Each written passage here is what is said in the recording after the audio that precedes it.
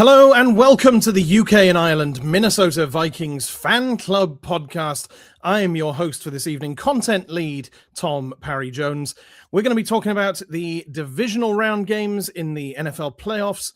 We're going to be playing a quick game of Keep, Trade, Cut, and we're also going to be reminding you of the Fan Club Awards and the nominations for that. Nominations are still open. Please get your votes in, but we'll get to that in a bit. Reece, roll the titles.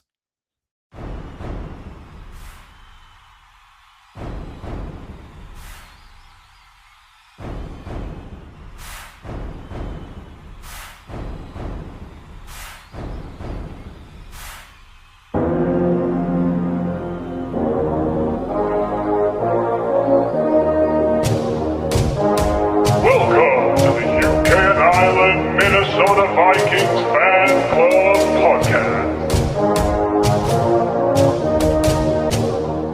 So yes, welcome along to another episode of the UK and Ireland Minnesota Vikings Fan Club Podcast. As I said, I'm your host for today, TPJ. Big Deal Rich is not around, but I do have one member of the usual team with me, Mr. Reece Field. Say hello, gentleman. Hello, gentleman. Oh dear, we are gentlemen indeed, especially since we both stayed up until about 3 o'clock last night watching the last of the divisional round NFL playoff games. Reece, are you feeling as fragile as I am? Extremely fragile. I think I would have been feeling a lot more fragile, though, had the result gone the other way. Yeah, I mean, I've got a bit of a soft spot for Chicago, but we'll get to that game last because we'll go through these chronologically, I think. We had, in the AFC, we had Buffalo against Denver, and then in the NFC, these two were on Saturday. We had San Francisco against Seattle, and then on Sunday, we had, again, in the AFC, Houston against New England, and then the Los Angeles Rams against the Chicago Bears in the other NFC divisional playoff. I've written it in the running order that I'm starting this, so I guess I'll start it mainly because I didn't watch the San Francisco-Seattle game, but we'll start with Buffalo-Denver. And what a topsy-turvy game this was. Obviously, Denver had the number one seed. They hosted this game, and it went all over the place. You had contested catches being turned into interceptions, and eventually the Denver Broncos did come out 33-30 winners. Reece, you watched this one as well. What were your thoughts on Buffalo Denver? Bo Nix looked exceptional. I don't know where people decided to come up with the narrative that he couldn't throw down the field. Josh Allen sort of, I don't know, went back to type, would you say? He was trying to do too much, win the game on his own. Silly turnover at the end of the first half. But without a doubt, the best player in the National Football League still, Josh Allen. Like, without a shadow of a doubt, he put that offense on his shoulders all season long. And it's hard for him. I mean, he was right to be upset, at the end of the game because he is the heart and soul of that team. Yeah, when you've got a guy who's been NFL MVP, he's the reigning NFL MVP, wasn't he? It's very difficult to not feel like you've got to bear the responsibility of getting your team into the AFC Championship. And when he is capable of doing it all, he can pass, he can run as well. He's one of the best running quarterbacks in the league. I think, yeah, it's difficult for him to pass off that responsibility. You mentioned Bo Nix. Unfortunately, he suffered a fracture to his ankle on the penultimate play of the game, trying to take a knee before the game-winning field goal. Which I think it was the run before the deep pass. Was it? I've seen a clip where they showed it was the sort of kneel down to get it into field goal kicking position. Goodness, but getting into a kneel down.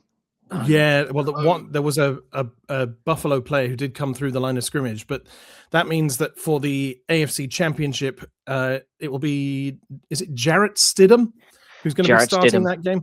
Who hasn't started a game since God knows when, like 2013, hasn't thrown a pass since 2013, and the only snap he took this season was in October, which was a kneel down. Well, at least he didn't get injured doing that. On the bright side, there's no spoilers here. We know what the result is. Nick Foles very candidly pointed out that if there's one team that struggles against a backup quarterback in the playoffs, it's New England Patriots. So Denver fans, if you're listening for whatever reason, considering our opinions on Sean Payton, there's some hope for you still. Yeah, I was really hoping that the Broncos would lose that one. I quite like the Buffalo Bills. We sort of have a kinship with Buffalo, both of us having lost all 4 Super Bowls we've ever been to. Do you have a feeling that this Buffalo Denver game was a bit like that Vikings Saints game from 2010? Not at all, because it was nowhere near as dirty. But at the same time, yeah, I mean, it could have gone either way, but there was no, game-crushing interception, shall we say, in the sense of the Brett Favre interception. This isn't Detroit, man. It was a silly throw. Josh Allen there was very unfortunate. I agree with the call on the field. I know it's a controversial one, but it looks like the receiver didn't maintain possession through going to the ground. The defender did well, got his hand in there, and rightly so came away with the ball. I can't go against the rest on there. I think the only problem is that this is the NFL, and if the XFL, USFL, and college playoffs can show us the full review protocol and process, then the NFL absolutely has to be doing that, rather than it being the mystery man in New York, which is what the pool notes refer to at the end of the game as who made the final decision on that interception. Yeah, it does sometimes seem a little bit cloak and dagger, I get frustrated with all the conspiracy theory stuff in the NFL, and all the they must have done it for the gambling markets and all that stuff. But when they do all this, it's hard not to come to that conclusion. If they're not being transparent, you've got to wonder why they're being so opaque. Anyway, yeah. Let's move on to Sam Darnold, ex-Vikings quarterback Sam Darnold, and the Seattle Seahawks taking on the San Francisco 49ers in Seattle. Reece, you did stay up for this one. Take us through it. Yeah, so anyone who did stay up for this one, well done, because as contests go, it was ugly, very, very one-sided, and the points that were actually needed to win the game were scored in the first 13 seconds. And as a video going around has shown, you didn't even need to be in the stadium to see it. Of course, I mean, you do need to have a very prime apartment, which probably costs hundreds of thousands, if not millions, to buy, or however much in rent. But yeah, you were saying. But yeah, I mean, Sam Darnold didn't really have to do much, but whilst you and I both made our pick of the Rams for the overall winner a couple of weeks ago, Sam Darnold is the guy I want to win it. I've got a big place in my heart for him, especially after last season, and just the comeback story overall. I think it'd be fantastic if the Seahawks went all the way, if they were the team to win it all. And they just looked. I mean, the travel for San Francisco didn't help them. The injuries didn't help them. But the defense of the Seattle Seahawks, it's in Legion of Boom territory. It is a joy to watch. Kenneth Walker seems to have shown up now that the fantasy season is over, despite being my first selected running back, and letting Zach Charbonnet, who, by the way, also out for the season with, I think, knee ligament damage. It's knee or ankle, but yeah, Charbonnet's out, so Kenneth Walker is definitely going to need to get more touches. And I mean, his rushing touchdown where he cut to the left was exceptional. But Darnold, when they asked him to pass, passed well. You can't fault him. And if your defense and special teams are, taking away the ball and putting up points before you need to do anything, and all you have to do is hand the ball off, why wouldn't you? I mean, it's good to see that the Seahawks have learned to run the ball in the playoffs. Yeah, it's something that is very important for teams that are going to go all the way to winning a championship, is that you need that complementary football. And as you say, Darnold, when he was asked to pass, he passed well. My rule of thumb is if you're making 10 yards per completion, and he made 124 yards on 12 completions, then you're doing pretty well. Add that to 100 plus yards for Kenneth Walker, and you see why Darnold being in Seattle is a better place for him than it was in Minnesota. I've seen so many arguments the last couple of days of why Kwesi Adofo-Mensah has a lot to answer for by letting Sam Darnold go out the door, but as we've said multiple times, it wasn't the right fit in the end. There's no guarantee that he would have played like this on this Vikings team, and the amount of money we would have had to pay him would have meant making cuts elsewhere that I don't think we could have afforded to make. Yeah. I mean, my opinion is different. I would have happily franchise tagged, and with the hindsight being 2020, not picked up some of the veterans that were quite expensive last season. Hindsight is very. Yeah. It's always 2020, and you look at guys like Javon Hargrave and Jonathan Allen, and we will be talking about those guys in our keep trade cut segment later. And they didn't provide the value that the contracts we gave them would have asked. But anyway, it's all in the past. The Vikings were eliminated weeks ago, and the Seattle Seahawks continue rolling with a 41-6 win over their division rivals, the San Francisco 49ers. Obviously, we both stayed up for the late game yesterday, but I'm gonna snake it back to you to cover the New England Patriots against the Houston Texans, which was the 8:00 game UK time yesterday. How did that one pan out? Very good, unless your name is CJ Stroud, who threw 5 interceptions. And was it four and a fumble? I think it's definitely 4 interceptions. I thought it was 5. Either way, a lot of turnovers from the quarterback position. Drake May wasn't flawless, but nevertheless, CJ Stroud just had a night to forget. He was asked in the media before the game if you could change one rule, what would it be? And he said, teams, if you're from teams in cold weather having to play in a dome. He said he wanted that, and well, it proved, because he really struggled in the cold of Foxborough. I mean, if you look at the Patriots, though, very good defense. Stephon Diggs Stephon Diggs split opinion on the way he left Minnesota, true to all rumors and stuff like that. But whatever you think of him off the field, on the field, he's always been, an outstanding professional, and making great catches, always coming up in these big games. I think that was a 5th postseason touchdown reception. Wow. The Vikings didn't even have anyone who had 5 touchdowns receiving this season, and then now that man's done it in just postseason games. Of course, one leaving very, very fond in our memory in the Minneapolis Miracle.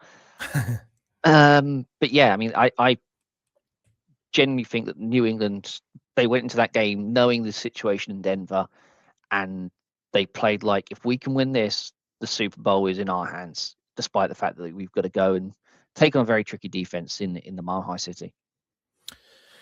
Yeah, it's going to be an interesting game seeing the Patriots take on the Broncos next week. It kind of looked to me, this Texans Patriots game, like neither team on offense wanted to win it.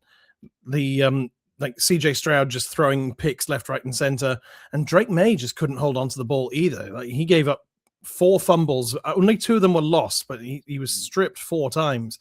So to have those issues on offense is not really what you want, especially when it comes to crunch time in the playoffs. But nope, the New England Patriots made the Houston Texans pay for their mistakes, whereas the Texans just couldn't make it count when the Patriots gave them the ball. So yeah, that rounds out the divisional round for the AFC. So as we said, we will see the New England Patriots take on the Denver Broncos in the Mile High Stadium in Denver on Sunday at 8:00.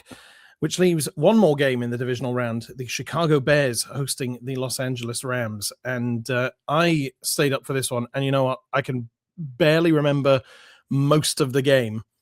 But luckily, I can remember the last few minutes. I mean, the Rams started off fairly well. You know, they put together a reasonable drive to get on the board. The Bears pushed out in front, and then the Rams managed to come back and tie it up at 10 going into halftime. Like a 70-second drive, they managed to get a score on the board. Nothing in the third quarter. Then the Rams go ahead with 8:50 left in the game, and you're thinking, yeah, they've probably got this sewn up. There's a couple of changes of possession. The Bears get down to, I think were they on fourth down when that Caleb touchdown pass? Yeah, fourth I down. think they were. Yeah, so Caleb gets flushed out of the pocket, has to scramble back about 20 yards. Officially, it goes down as a 14-yard pass, but he had to throw it 45 yards through the air off his back foot. It was 100% a Hail Mary, but he manages to find Cole Kmet, who finds a pocket of space. No, I don't think so. There was talk that it was a little bit of a push, but I think there's hand fighting between him and the DB who's on him. Yeah, I don't really see there being a push. I think maybe the DB made the most of it to make it look like there was a push, but not for me. Sorry, go on. I think it was more poor positioning from the defense. I mean, you look at that, there was no way that should have ever been a completion. Like, you've got to almost have an inquest immediately after as to how on earth that happened. Safety and cornerback in the area. Cornerback felt he was pushed off. Position-wise, was all over the place. He got underneath the ball, and yeah, I can't. Well, as a tight end, you should never get boxed out by a DB.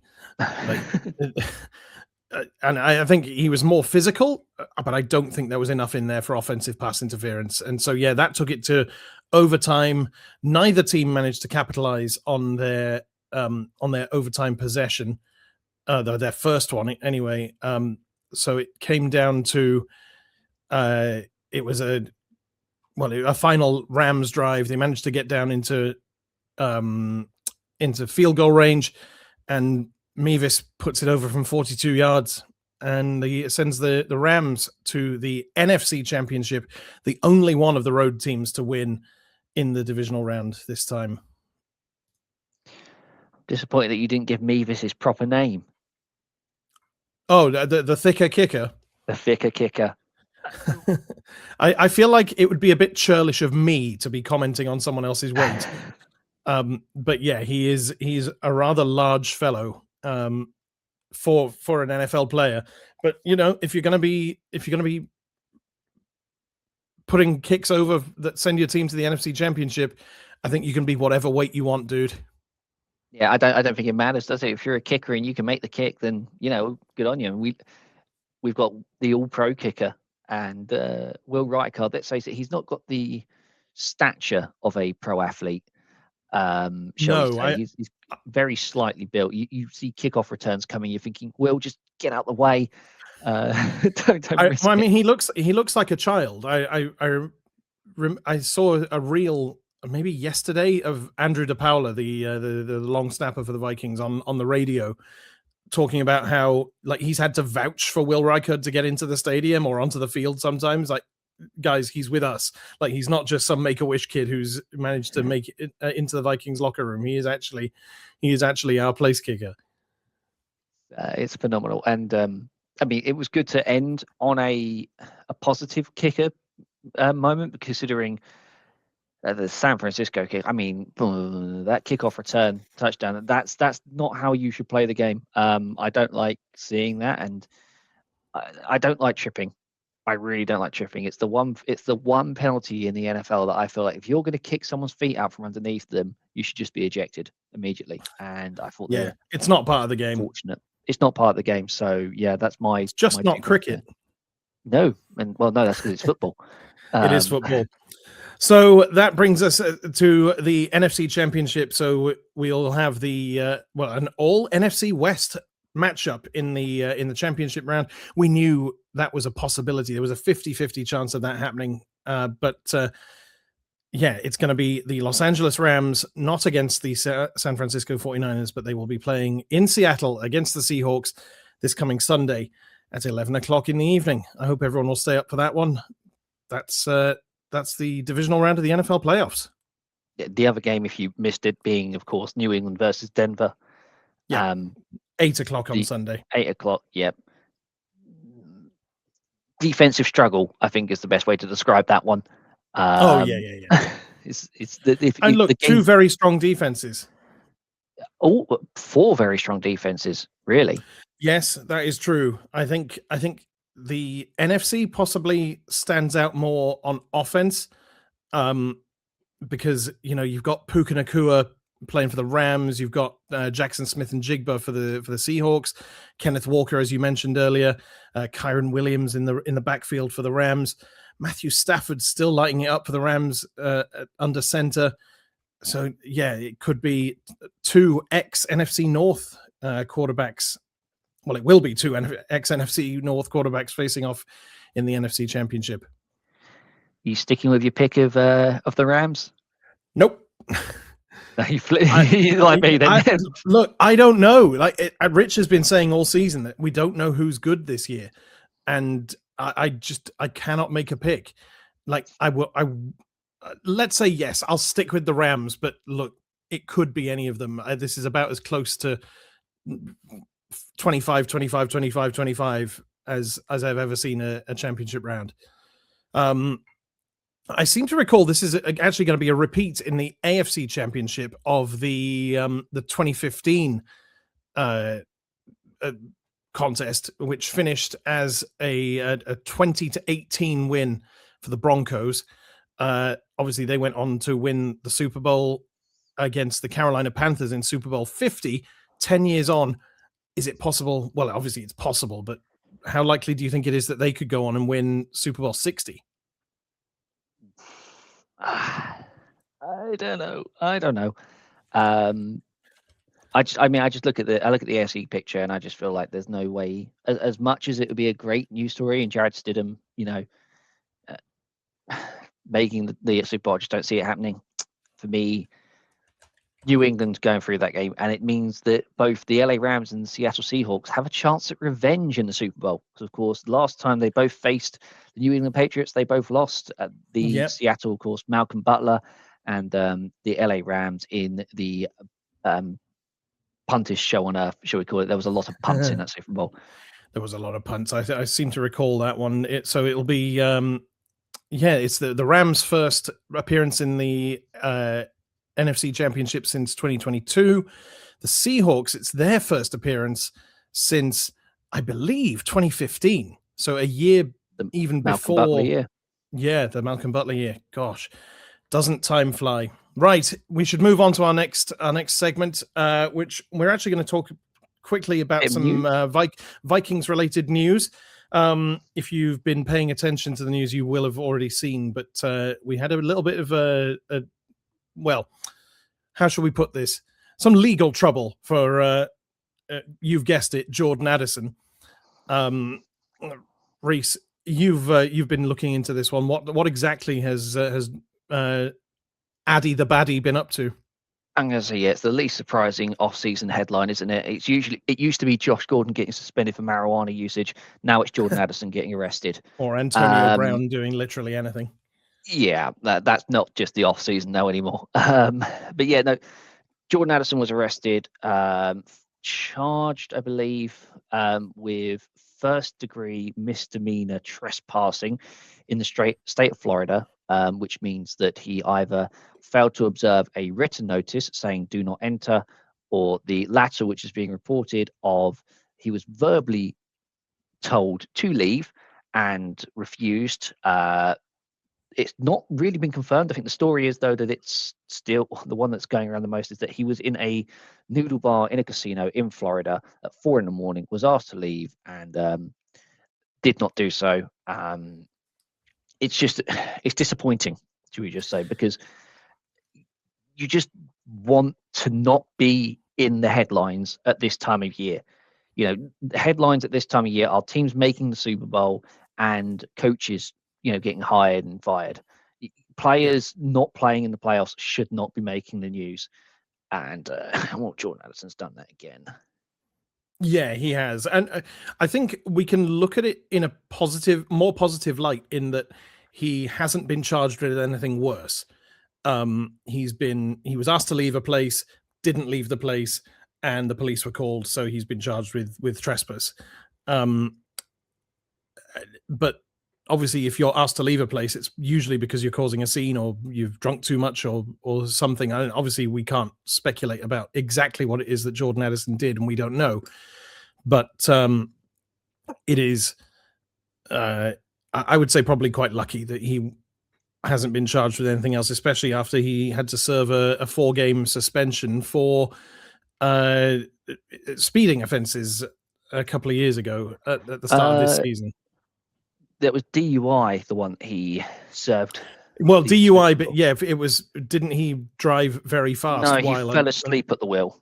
Oh, that was the one. Yes, on a my bad. busy road. Well, anyway, like I say, having been suspended for that, it's lucky that what he did this time isn't anything worse. But it's just so tiresome to see Jordan Addison's name, and see his face in a mugshot. Yeah, that's the sort of thing. I mean, some people play the game of collect a license plate from every single state. Jordan Addison seems to be playing the game of getting arrested in every single state. That's 3 states he's been arrested in 4 years. He might be wanting to make a license plate in every state prison. Oh dear.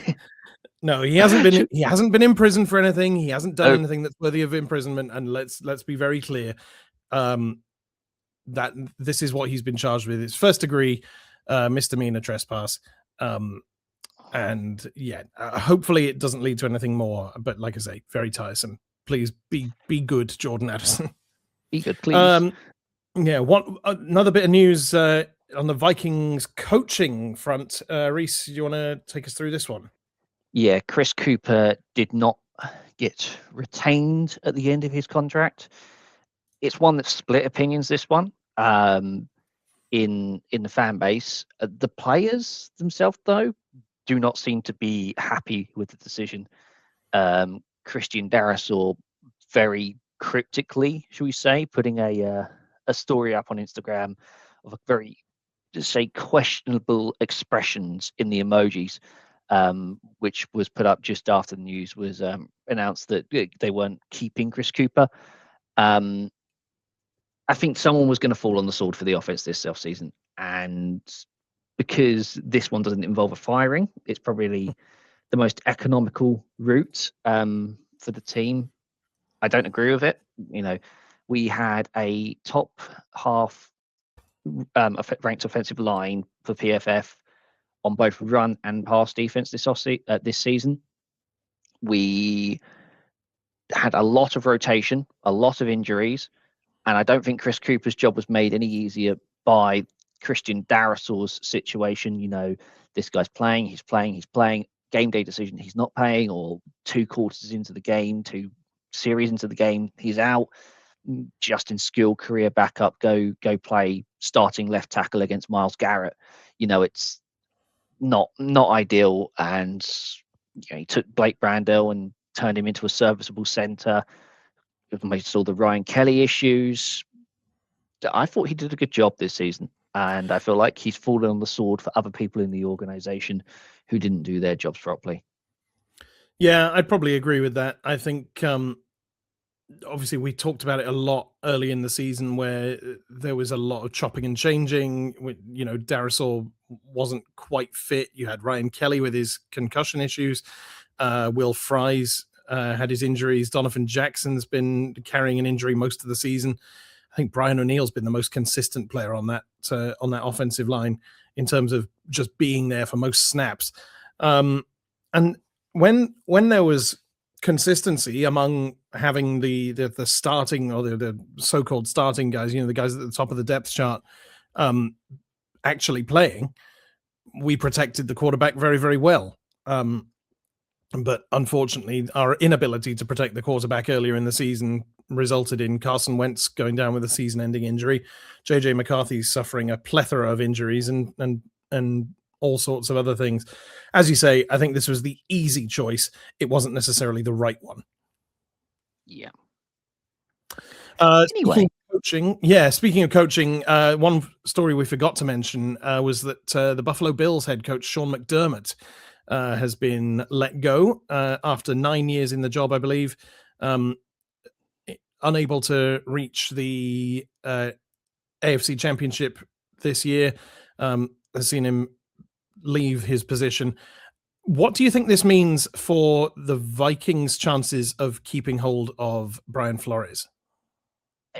Hopefully this doesn't bite us in the backside and we can get this podcast out nice and quick, because I think it increases the chances of Flores coming back.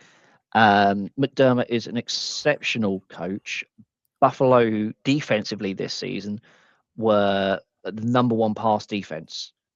And so for them, there's no need for them to go pick up a defensive mind as a head coach. And McDermott's going to find a job somewhere, like without a doubt. The only person I feel sorry for in this situation is John Harbaugh, because he's just signed with the Giants, and then a day later, this post has come available. He's going to land on his feet. I wouldn't feel too sorry for John Harbaugh. He's signed $100 million contract. Yeah. Anyone was paying Harbaugh that much. Anyone was paying that much. Look, the guy has won a Super Bowl. He's absolutely going to be a target for any team, and the Giants happen to be the ones who are willing to throw $100 million at him. Yeah. As for McDermott, probably the Ravens makes sense. You'd say, because as an offense, they just needed some mind to unlock Lamar a little bit more, and they made the decision they want to keep Lamar, and McDermott did a great job with a running quarterback in Josh Allen. Yeah, it's possible. I was thinking maybe the Raiders, but with their issues on offense, I think it's less likely that he'll end up there. But yeah, that's the news as relating to the Vikings. Shall we move on to our little game? We shall. Should we play a game of Keep, Trade, Cut? Let's do it. So how does this work? We're going to go through a list of Vikings players one at a time, and we are going to come to hopefully a consensus, or maybe we're going to disagree about whether they should be kept, traded, or cut ahead of the 2026 season. Reece, who do you think we should start with? Well, I'm going to start with Jonathan Grenard, because I've made the point before that Jonathan Grenard is an exceptional player, but we need cap space. And the rise of Dallas Turner in the second half of the season has filled me with confidence in the young lad. And so I'm going to make the case that we trade Jonathan Grenard. Now, whether that be to a team that's willing to part with I'd say that he's a player who holds the value of a first round pick. I don't think I'm saying that with purple tinted glasses. I mean, my glasses look very blue tinted on the screen. That's the glare. I would say that he holds that value of a first round pick, whether it's a team giving us that, or he is used in a blockbuster trade, which I know we're all living in fantasy land. I think we can all rule out Lamar Jackson now, given the Harbaugh situation. Joe Burrow, I mean, we want it to happen. I don't think it will happen, but if you're going to stockpile picks and players, Jonathan Grenard is one heck of a piece to put into the pile. But yeah, I just feel like with the 20 odd million saving, the fact you can also potentially get a first round pick in return, Jonathan Grenard, it makes a lot of sense to make the trade from a business standpoint. Yeah, I can see it. So if they trade Jonathan Grenard after June the 1st, That's a saving of 18.85 million against the salary cap, which, considering we're almost 50 million over the cap as things stand, would be a heck of a chunk of change. He Can would you trade with a designation, like a release? What sort of designation? So like you can cut up to 3 players with a post June 1st designation. So I don't know if you can do I a don't transfer. know. That is a good question, but not one that I can answer. Unfortunately, he would be liable for $3.3 million in dead money, but when you're saving 18 million, I think you can swallow 3.3 because that was his signing bonus for the season. I think I probably would agree with you. I think Jonathan Grenard, I don't think he's worth a first round pick just because he's 28 years old.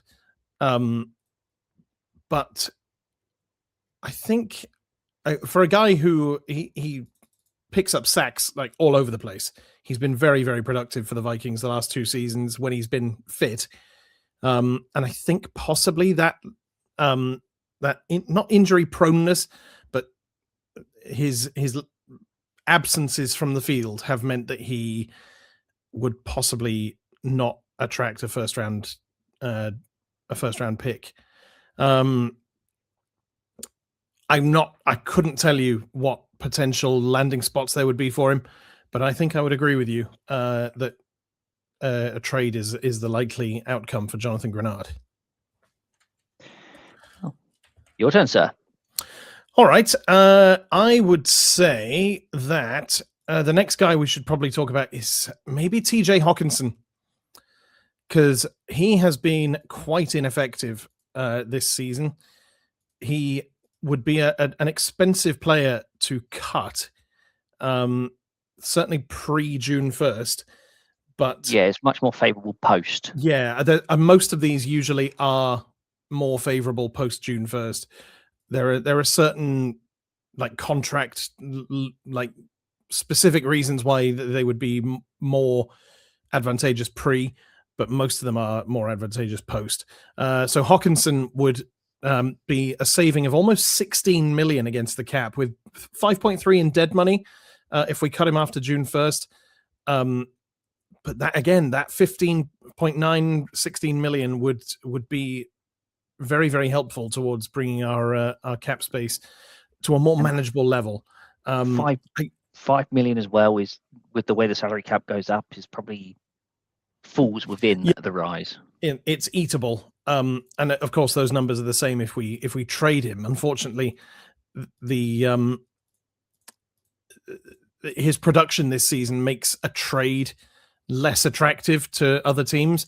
It's more likely that he would get cut and picked up as a free agent somewhere else on a lower deal. Yeah, it's with the one thing I could say, if I'm going to counter you, is that comparing a June 1st release with Hawkinson's current contract, it's sort of at that stage where you could restructure.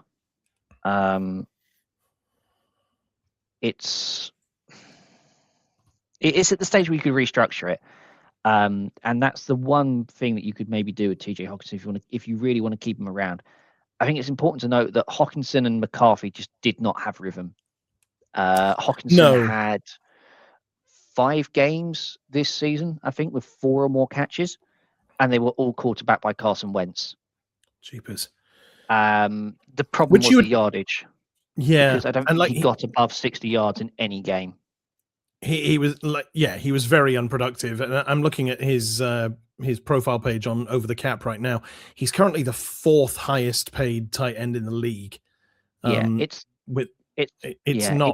not conducive to to keeping him around for a cap number of 21 million for 2026 for a 29-year-old tight end as well. Yeah, I mean, some tight ends can last the test of time. We've seen it. They can. Some got. Although not all of them have had ACL injuries like TJ Hawkinson has. That's true. I think if Hawkinson is being retained, he's negotiating a new contract that is more in line with his positional value amongst other tight ends. Yeah, and I really like him. I think he's an Oh, yeah. excellent tight end on his day, but he hasn't broken 500 yards either of the last 2 seasons. Obviously, 2024 he had that big injury. I was But coming back off of. well, yes. So coming back off the injury that he suffered at the end of the 2023 season, when he was nearing 1,000 yards. It was the same in 2022 as well. But yeah, I think. So, are you arguing that we should keep him on a lower contract then? I agree with you that it should be a cut, but if you were to counter, it would have to be a much lower contract, especially with Josh Oliver's emergence. That's fair. I think that's a reasonable argument. Who do you want to go with next? Who do we want to talk about?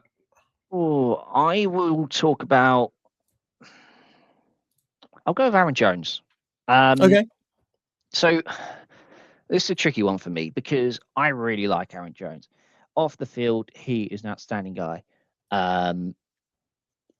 Locker room and also having the chance to meet in person, the time that he's made at NFL PA events in London for the fans is, not many would do that, on a weekend of a game, but he did. He, as a pass blocker, he's very good. Despite his size, he's a very good pass blocker. He's a good weapon out the backfield, but he just gets hurt too much. This is like every week, it's like he's going into the game carrying an injury, or he's going to pick one up, ankle or shoulder. The running back position is a brutal position, and we've seen how fast certain players fall off. Even heroes like Adrian Peterson, just at one point, it just the magic stopped. And Aaron Jones is carrying quite a high cap number. Yeah, again, he's ranked ninth. He's ranked ninth among all running backs in the league for the value of his contract. And I think 14.5 million for this year. 14.5 million, and the fact that you've got Breece Hall, or my actual favorite pickup of a free agent, Travis Etienne, considering our obsession with passing the ball, you probably want the guy who was the best pass blocking running back in the league last season, and that was Travis Etienne, or he was up there with them at least. So I would argue Aaron Jones is moved on from. I just don't think there's a trade partner with his age and injury history. No, I'm probably with you there. Etienne doesn't pick up many yards in the passing game, but as you say, he's an excellent pass blocker. And in his 4 seasons in the league, he's picked up over 1,000 yards in 3 of them. So it's been a very productive time for him. So you think it's time for Aaron Jones to be cut? I would argue cut. I just don't think there's a trade partner with his injury history and age. No, I probably agree with you. I mean, he's got quite a high dead money number, even if you do it post June 1st. He saves us more if we trade him, but as you say, there's no room for that. I would probably say, if it wasn't for the fact that we had Jordan Mason, I would say keep him and restructure, but I don't think it's very likely. And for a 31-year-old running back who, as you say, does appear to be sometimes made of glass, God, it would be such a shame to move on from the guy after just 2 years as a Viking. And he seems to love it in Minnesota as well. I think maybe he would stick around on a lower contract. But he'd take a Harry deal. Well, yeah, but how many players in the NFL would willingly take less money just to keep playing? Like when he can just see out the rest of his contract and take the money that's on offer. I don't know. I would try and restructure if he was open to it, but I think you might be right. It might be a time to cut Aaron Jones. Being brutal so far. Yeah, we are a little bit. I think shall we talk about a player that is possibly more liable to keep, at least for the time being, in Jordan Addison? Sure. I'm going to say that, yeah, well, you've got my opinion there. I think Jordan Addison is a guy that we should at least keep for 2026. His fifth-year option is due to be activated, I think, in the next couple of months. So that would keep him around until 2027. Yeah. But that would give the Vikings 2 years of an excellent young wide receiver who has complemented Justin Jefferson very, very well. But it would also give him 2 years to get his act together, really. And if he doesn't, then for us to find an opportunity to seek an exit route. If you activate the fifth-year option, you get to week 8 of 2027, and you're like, I think we can do a deal for this guy. Then maybe you do a deal. You find somewhere to move him on to. So I think for 2026, keep, but with an eye on moving him on via trade in the near future. See, here's where I am with Jordan Addison. How much can the coaches still trust him? Because he's developed a reputation. He's a guy who's been arrested 3 out of 4 off seasons. Those numbers don't lie. And GMs around the league, if they're going to trade for Jordan Addison, they're going to have an eye on that. You give him the 5th-year option. You're keeping him here through another off season potentially. What if he gets arrested again? Trade value goes through the floor.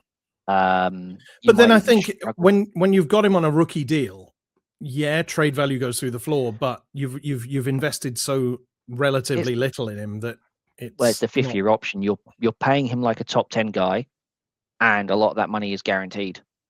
It's a risk, but the numbers have backed up him, like justifying keeping him around. At least in my opinion, that's what I'm saying. I'm saying keep with an eye on a trade, and you're saying I think trade now, because I think we've also seen with London, the fact that he was suspended for a quarter because he decided to go out on his own. Details were not divulged further by the team, but he went out on his own, got benched for a quarter, and then ended up scoring the game-winning touchdown, which I said was player of the year. Yeah, I don't dislike him on the field, but the problem is off the field he carries too much baggage. I know I said as much as I admire Stephon Diggs for how he keeps his baggage off the field separate from what's going on the field. Stephon Diggs has never got himself suspended, and Jordan Addison is just a risk of that, and that's detrimental to the team. I think you might be right, although he's only been suspended, I think once. It's only been the one suspension, and it was for 4 games. But he was very lucky, though. The first time driving 140 miles an hour, if he hits someone, yes, that was the one I was thinking of. Yeah, that's then it's a completely different situation. Well, hard. I think it's a risk you have to take, at least in my opinion. Like I say, keep with a view on trading, and then see how we go. Shall we move on? Let's see who else we've got. So we've got a few players still to talk about. Who do you want to get on to next? I'm going to go with one that's more of a no-brainer, and that's if this guy doesn't make the decision himself, that the Vikings should for him. Ryan Kelly needs to really retire for his own sake. I think too many concussions. You've got your millions. Whatever is the fight is still in there in you. It's not worth it for the time of your family. You don't want to be there in 10 years' time struggling to remember your kid's name because you've got the early onset of CTE. We see it. We mentioned Antonio Brown earlier. It's quite clear what's going on there. You don't need to be a medical professional. But with Ryan Kelly, if he doesn't retire himself, the Vikings need to cut him. He's a considerable saving as well from a business perspective, but just from a human perspective, I don't want to see Ryan Kelly taking the field again. Even with the Guardian cap, he couldn't prevent another concussion. No, I think I'm with you there. That is and you used the phrase "no-brainer" earlier. I think that was a very poor choice of words from you. Yeah, no, that didn't age well, did it? That was poor. But yeah, I think it's absolutely right. I think he's shown that just this season, the 3 concussions, and Rich uses the phrase all the time, brain made of soup. Like he can still obviously do a job on the field, and I'd love to see him be able to do that, but that would be very selfish from a team perspective. I think it has to be either cut or as you said earlier, make the decision for us and retire from the game. Well, that was an easy one. Yeah, easy, no brainer. Who are you going for next? God. Let's talk about Eric Wilson. Eric Wilson has been a revelation at linebacker for us this season. He was the one that got away for a while, found his way to the Green Bay Packers, and then was a free agent last offseason, made his way back to the Vikings, and managed to basically be a starter all season ahead of youngster Ivan Pace Jr. He is going to be a free agent this offseason because we only brought him in on a 1-year deal. So a trade isn't really an option unless you sort of sign him and then move him on straight away. So do we bring him back or essentially let him go? I would say bring him back. And this time I think I'm okay using the phrase no brainer. Yeah, I mean, Associated Press, was he an Associated Press first team or second team All Pro? I think he was a Next Gen Stats All Pro, but yes, he was like no matter who the awarding. No, the one that's worth less because it wasn't. You say that, but the Next Gen Stats is based on stats. The other one's based on the opinion.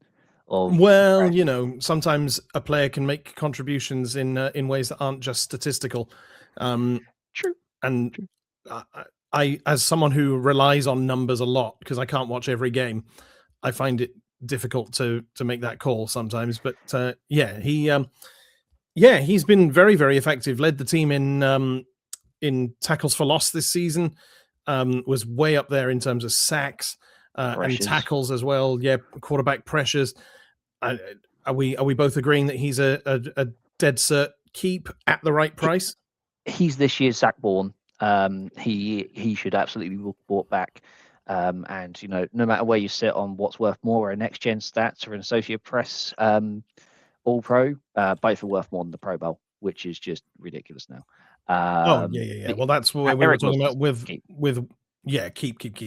It's what we were talking about with Will Reichard as well. He's been named an All Pro, but not to the Pro Bowl, which is very unusual. Yeah, that just shows what happens when your team's not great. People just go, oh yeah, that 13-win team must have a good kicker. Sure. Sure. Shall we? Yeah, you were going. You were saying. I'm going to talk about Jordan Mason. Okay. Because I think if you decide to keep Aaron Jones, then Jordan Mason, who only came in on a trade last season, albeit a low value pick, he's got 1 more year in his contract, and as good as he was, as a downhill runner, and you could go, all right, I'm going to give Jordan Mason the ball here on 2nd and 1, and I'll get a first down. If I give it to him on 3rd and 1, sure, I'm probably banking on my O-line, wanting to be better than it was, but he was pretty good at moving the ball forward. The problem with Jordan Mason is that he was ranked dead last as a pass blocker. And that makes your offense one-dimensional because you see him in the game and you go, well, they're not passing here. We can tee off on the run, or, if we want to go all in at the quarterback, there's a good chance we'll get there because he's not going to pick up the blitz. I still would say you want to keep him. He's got 1 more year. He's cheap, but I wouldn't be shocked if he was someone that did get moved on from. It's possible. I think with him under contract, I think he's almost a dead cert to be kept. He led the team in touchdowns this season, offensive touchdowns. And I think in rushing yards as well. He was 758 yards, 6 touchdowns. Not much of an impact in the receiving game, as you said. But maybe that's just something he needs to add to his game, and that will be a thing for next season. Like, I know you were saying, if he's in the game, we're obviously running it. But if he runs out on a passing route because the offensive line can handle the pass rush, he can be a potential outlet as a dump off or whatever. I don't know. I'd him in a screen game. I don't think he's done enough wrong to justify being a cut, and also he doesn't really save us much in the cap. He's got a cap number this coming year of almost 5.8 million. Cutting him would save nearly 3, but he'd still be liable for 2.8 in dead money. I think he's almost certainly a keep.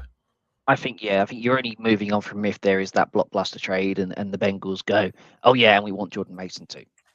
Fine. It's that sort of thing. You need another running back to back up Chase Brown. Fine. Sort of thing. Yeah. So we're both keep on that one? Keep, yeah. Let's talk about Javon Hargrave. He's one of our guys who has been a very expensive asset this year and is going to be an even more expensive asset next year. He's going to be a cap number of $21.45 million next year. If we cut him at any point before or after June 1st, he's saving us 11 million against the cap. He'll be liable for 10 million or 10.5 in dead money, but he's saving us 10 like net. As a trade, he saves us more, but can we find a trade partner? I think we possibly could. I don't know who is in the market for a defensive tackle in a 3-4 system, but I think with the amount of production he had towards the end of the year, because he did improve. I know we were critical of him towards the start of the season, but he did improve. Well, he was fantastic against Chicago. I don't remember that. I know. A long time ago. Yeah, I was there. I wasn't looking at the stats. Yeah, no, he was. He and Jonathan Allen. I mean, it looked like a great idea because the number of pressures they generated up the middle on Caleb Williams. And I think Hargrave had a big play on the outside, actually forcing Williams out of bound for a loss sack, should we call it? Yeah, and I think perhaps though he's a little bit one-dimensional, and that was my issue with him more than his impact as a pass rusher, because we brought in him and Jonathan Allen, and they were both kind of pass defenders more than run defenders. That's why Jalen Redmond's been so effective this year, because he is a pure run stopper on that defensive line. Who got more sacks than exactly too as well. How random. But I think maybe you've made the case for me that he is more of a trade candidate. If a team would be interested in a however old player he is, what is he, 32? Maybe not. No, but he's a cut candidate, and that would save us 11 million against the cap. I'm cut on Hargrave, and I think he's a great player. But the issue is the value for money's not there, and like we said about earlier with the hindsight, had we not gone for these expensive defensive tackles, we could have had the franchise quarterback in Sam Darnold. And we decided not to. We decided that we needed more pressure up the middle. Of course, no one knew that Jalen Redmond was going to be as good as he was. But yeah, this is one of those that I think you just have to move on, because I don't think there's a trade partner. I think there is something of a sunk cost fallacy going on if you think you need to either keep him or trade him. I think we cut our losses, save 11 million, and eat the 10 million in dead cap. Okay, so he's a cut. We got 2 more. We'll go through them pretty quickly because I think we'll both be on a pretty similar wavelength with these 2. I'll start with Isaiah Rodgers, cornerback. Who? Go, Isaiah, go on. Yeah, I'm going with Isaiah because I think we'll save the last one for a bombshell at the end. Because I think we'll disagree on the last one. So Isaiah, he had that one big game against Cincinnati, and he's done bugger all ever since. I think he's a cut. I think Isaiah Rodgers being on this team next season depends entirely on Brian Flores being whether still Flores in the building. stays. Yeah. If he's a Flores guy, Flores gets the best out of him. There were upturns, and he was still actually quite solid. I think he actually graded in the top 20% of the league as a cornerback, which is not bad. But when he's not always trying to punch the ball out, highly he can do it every time against. Yeah, and I think the more telling thing was that, granted, we were out of playoff contention, and maybe this is more wanting to see what you got there.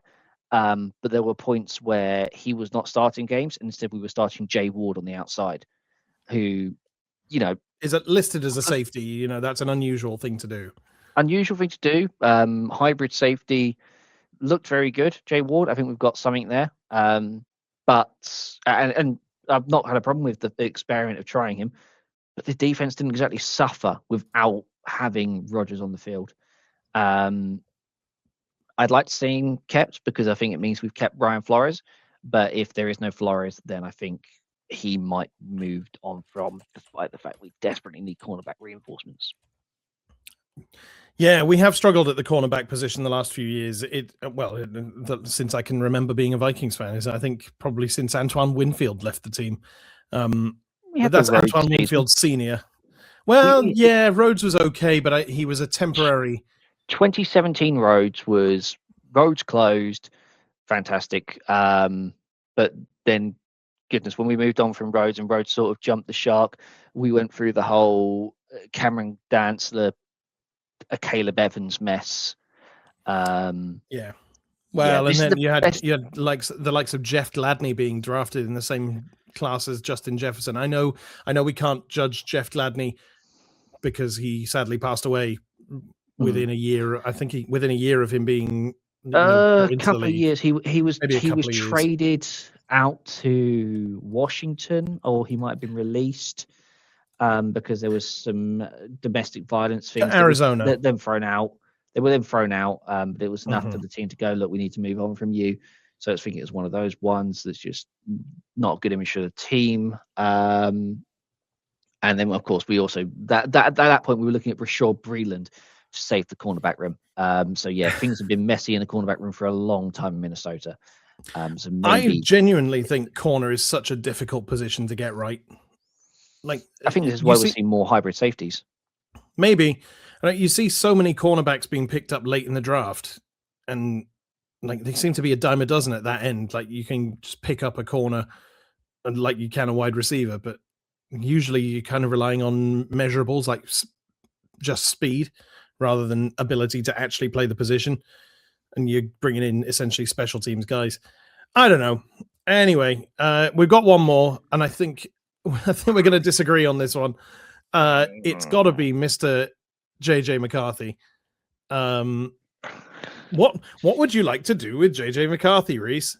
Oh goodness! Slap him around the head and call him a silly boy. This is the problem. Sounds like a Monty Python sketch. Yeah. Well, he's not the Messiah. He's a very naughty boy. Here's my issue with JJ McCarthy. Everything has got worse and worse and worse since that Dallas game. Since he gritted into the end zone, O'Connell came forward and said, don't do it. And McCarthy said, oh, that just made me want to do it more. I think the word uncoachable started to get thrown around. And I think he's tried the patience of the coaching staff too much this season. Now, he's a young lad, and I think we forget how young he is. We also forget that the fact that this kid has not even thrown 250 passes in the NFL yet. But when you look around at the rest of his draft class, of course, you've got the injuries of Michael Penix. So I'm going to push that to one side. That's been another disaster. Caleb Williams, visible signs of progression, huge leaps in year 2. nearly made the NFC Championship game. Drake May, AFC Championship game. Bo Nix, AFC Championship game. Jaden Daniels, AFC Championship game. JJ McCarthy, grittied in the hallways of Dallas and called himself 9 to the press. Those are his highlights this season. 31st ranked quarterback room in the league. Struggled with receptions, managed to make Justin Jefferson untargetable in terms of his accuracy, being all over the place. Turns out that they didn't abandon coaching his fundamentals. Kevin O'Connell just said that, so the press would stop asking. They kept coaching that, but we didn't see any improvement. I know I've said I'm not in on JJ McCarthy anymore, and I would love us to try and pull off some form of a trade for the best quarterback available, or try and get Kyler Murray. I know Kyler Murray's his own can of worms, but I feel like we desperately need to elevate the quarterback position in this team. Next season is one that we have to look at going, Addison's last year, his rookie deal, because he gets expensive with a 5th-year optional re-signing. Justin Jefferson's only getting older. TJ Hawkinson, we've wasted that one now. Josh Oliver will get more expensive. We don't know how long their tackles are going to stay healthy. We've got this great tackle situation, but is that going to last? The organization is still in win now mode. And if it retains Brian Flores, it is still in that win now mode. But it can't be a win now team with JJ McCarthy at quarterback 1. And I feel like if you bring in a top quarterback, that McCarthy is just a distraction and probably goes the way of a Josh Rosen style trade, in my opinion. Yeah, I dread the idea that if we let him go, he could actually realize some of his potential somewhere else rather than with us. And as you say, I think we probably don't quite know what we've got in JJ McCarthy yet. He's thrown 243 pass attempts in the NFL so far in his career. So as you say, not even 250 yet. If you add his college passing attempts, he's still below a lot of the other quarterbacks that we mentioned there. I think it's just. But he's also a lot younger than a lot of them. He was still the youngest. I think the youngest starting quarterback in the league this season, even as a second-year guy. So I agree he would be a distraction if we brought in a guy who was like if you brought in an Aaron Rodgers, for example, or even a Joe Burrow, as unlikely as that might be. If you brought in a Joe Burrow, a Kyler Murray, any quarterback who is the guy, I don't consider Aaron Rodgers the guy anymore. I think but I think he might be worth it for another go round for maybe another year. If he decides to stay in the league, which I think he's intimated that he wants to. But I mean, maybe he has to be a make weight in a trade for one of these guys. If you say bring in Joe Burrow, you get that 1st round pick for Jonathan Grenard, you shift JJ McCarthy and the 1st rounder to the Cincinnati Bengals and get Joe Burrow. You'd probably need more than that, but that's you're probably stacking Grenard. 2 1st-round picks, maybe 3. JJ McCarthy is blockbuster, like we say. Yeah. But it's just for my 2 penneth, I'm going to say we keep JJ McCarthy. I think he's worth persisting with the project for a little bit longer. I'd love to keep. I would. I just struggle with it because I think we often forget because of that 1st-year injury. Next year is the last. If we keep him, we bought someone else in and we bench him. We go, JJ, you're getting red-shirted. Year 4 is that final year. That's the final year of the quarterback contract. Then you're looking at the Jordan Love 1st contract of, right, how much can we get away with not paying this guy to keep him in the building as our quarterback? It's a messy situation. That's one of the franchises I'm making. There's no escape. They decide that this is the guy we want. We don't want Bo Nix. They obviously don't listen to early episodes of this podcast. As someone who never watches college football, I cannot comment on what any of these guys were like going into the draft. But yeah, it's a difficult decision, and God, we can talk about these decisions until we're blue in the face. But luckily, we're not the ones who have to make those decisions. That comes down to Kwesi Adolfo-Mensah and his front office team in conjunction, I would imagine, with Kevin O'Connell. But yeah, I think that will bring an end to our keep, trade, cut segment. Shall we do a quick reminder of the end of season awards, and then we'll bring this episode to a wrap because we're well over the hour mark now. Goodness, I talk football all day. Yeah, we really could. For an episode with just the two of us, I'm surprised it's gone on this long. But just a reminder on all of our social media channels, which Reece will remind you of after this. You can find polls or you can vote in the comments for each of our awards this year. So we have Offensive Player of the Year, Defensive Player of the Year, Most Improved Player of the Year, Rookie of the Year, Off-Field Personality of the Year, and Play of the Year, which replaces our Celebration of the Year from last season. So the Offensive Player of the Year nominees are Blake Brandell, Justin Jefferson, Jalen Naylor, Josh Oliver, and Jordan Mason. Defensive nominees are Blake Cashman, Andrew Van Ginkel, Dallas Turner, Jalen Redmond, and Eric Wilson. Most improved, we've got JJ McCarthy, Jalen Redmond, Will Rijkaard, Dallas Turner, and Josh Oliver. Rookie of the Year, we've got only 4 nominees here. Donovan Jackson, Ben Urasek, Miles Price, and Ty Felton. Off-Field Personality of the Year, we've got Harrison Smith, Jonathan Grenard, Josh Metellus, Justin Jefferson, and JJ McCarthy. And then Play of the Year, we've got Will Rijkaard's franchise record 62-yard field goal against the Bengals. We've got Cam Akers, the direct snap touchdown pass to Josh Oliver against the Browns in London. We've got JJ McCarthy's aforementioned gritty into the end zone off a fake handoff against the Cowboys. We've got Carson Wentz throwing to Jordan Addison against the Browns in London for that game-winning touchdown. Again, another aforementioned play. And then finally, Jordan Addison with the 65-yard touchdown run against the Lions on Christmas Day. Reece, tell the people where they can find these polls and where they can get in touch with us. So first of all, getting in touch with us, that is through email, ukbikespod@gmail.com. If you email us who you think should win, then we'll include your vote because we love it when you email us. We love it when you get in touch. But you can also do the more traditional and easier methods, which is through all of our social media posts, polls, stories. We count your votes anywhere. Wherever they are, we're counting your votes. And they can be found on Facebook, UK and Ireland Minnesota Vikings Fan Club, Instagram at UK Vikings Fans, Threads. We haven't got the polls on Threads because what we found out is that Meta limits you to 4 in stories, and we have 5 nominees. So note for next season to us. You can just say only 4 nominees. Yeah, we'll have to limit ourselves next season. You won't be able to vote on Threads, but you can always find us on Threads. Same username as Instagram, obviously. Blue Sky UK ANDIRE Bikes Fans, and Discord. There'll be polls going up on Discord, and YouTube as well. These go up as shorts on YouTube. You can comment on those there, or let us know in the comments of the videos.